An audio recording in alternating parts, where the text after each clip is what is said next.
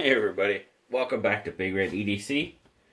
So, I've got another tag video to do.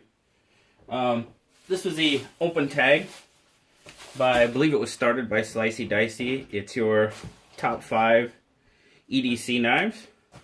I was specifically tagged by Wooland Tactical because he wanted to see what I came up with. And so, I'm going to show you. I'm probably going to surprise you with a lot of the knives that I choose. But that's okay, because it's my top 5. They might not be the 5 most expensive knives out there in the world, but they're knives that I absolutely love to carry. Now, everybody's been showing, like, the number 6. The one that just didn't quite make it. And right now, at this point in time, my number 6 would have to be this one. The Rake P801. Now, the reason it's at number 6 is because I have not had very much time with it. I've recently got it. It hasn't had a whole lot of pocket time yet. I can tell you this was actually in Wooland Tactical's list, which that's cool. But so far, this is an absolutely fantastic knife. I am loving this knife. Just haven't had enough time with it that I really think it counts in my book. But, man, is this ever a fantastic knife so far. Looking forward to getting a little bit more time with it. But, so, for right now, that's my number 6. We'll just call it that for now. So, let's see here. How should I do this? Well, you know what? And these are just my 5, and they're not really in any order. But if you've watched my channel at all, you know that the Benchmade 940 is going to be probably my all-time favorite EDC knife. This knife, to me, was made specifically for the everyday carry. I know it was for me. Absolutely perfect. Slender, light. I love the blade. I love everything about this knife. The axis lock. I mean, your fingers are always out of the cutting path. It's just an absolutely fantastic knife. Perfect. In my mind, it is the perfect EDC knife. And there's no way that the 940-2 Osborne would not be on my list. There's just no way. And it is pretty much number 1. It's the perfect EDC knife to me.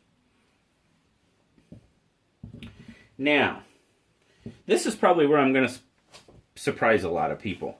I mean, a lot of the knives that I have reviewed, a lot of the more expensive knives that I have reviewed, have all been on loan. Or pass-around knives, or, something like that. The knives that I buy and hang on to typically are good, what I feel are good budget knives that I absolutely love to carry. So the next one on my list is the Bird-Raven 2. Absolutely love the Bird. I think they retail for, if I remember correctly, they retail for right in that $40 to $50 range. I mean, G10. I mean, you've got pretty much all the positives of a Spyderco knife. I mean, the ramp, the jimping, the choil with the jimping. Of course, you don't have Spyderco's blade steel. I mean, these, I mean, it's CTS BD1, so it's not bad. But it's not S30V or, that, but not a bad steel at all. From my experience. And, yeah, it is just such a comfortable knife to use. It's, and as of right now, it's one of my favorites.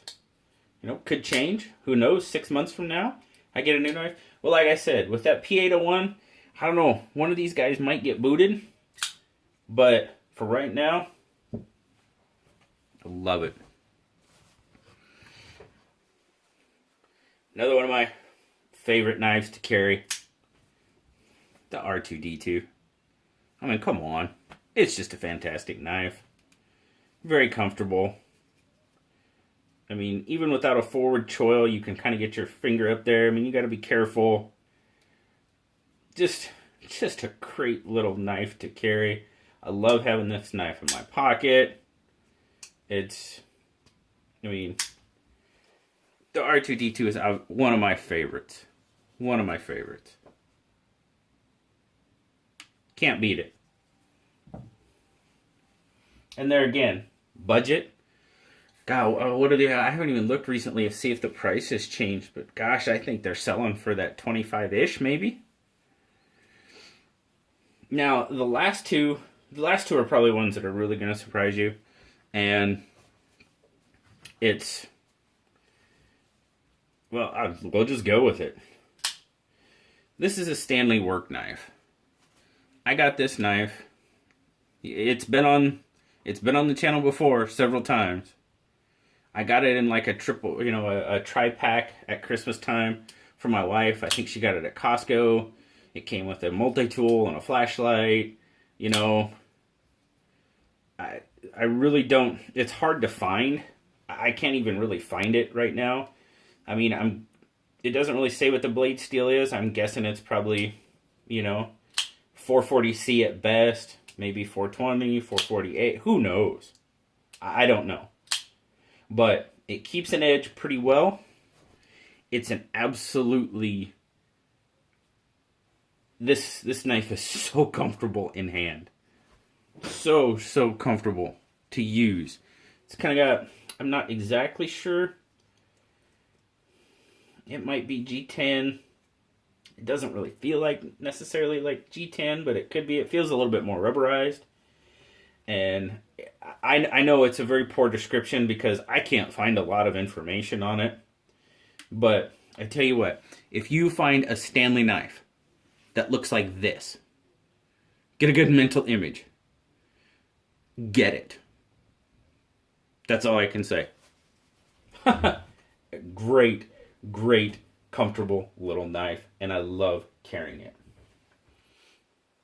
Now the last one, again, another absolutely comfortable knife to carry, to use, and that is the Harnes Knight. 8CR14 steel. Again, hard plastic scales. The pocket clip, you can go right hand tip up or tip down. It's a liner lock. Again, a little sleek knife. It's a little heavier and a little thicker. Not overly thick. I mean, what do we got on it there? We're looking at 0.55. So a little bit thicker than the 1/2 inch. But man, I love this little knife. Like I said, it's such a pleasure to carry and use. As of right now, it is definitely one of my top 5. No doubt about it. It's kind of funny. They all have a very similar look. The R2-D2 is the only one that has a black blade. That's okay. It's my top 5 EDC knives.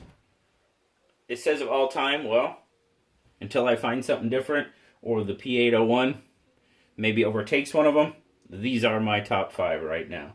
The Benchmade 940-2, the Bird Raven 2, R2-D2, the Stanley work knife, and the Harnes Knight. There you go, Wooland Tactical. I hope I answered your questions as far as my top 5 EDC of all time, or at least of right now. But thanks everybody for watching. Till next time, like, subscribe, leave me a comment. Love talking to you, and I'll talk to you later. Bye-bye.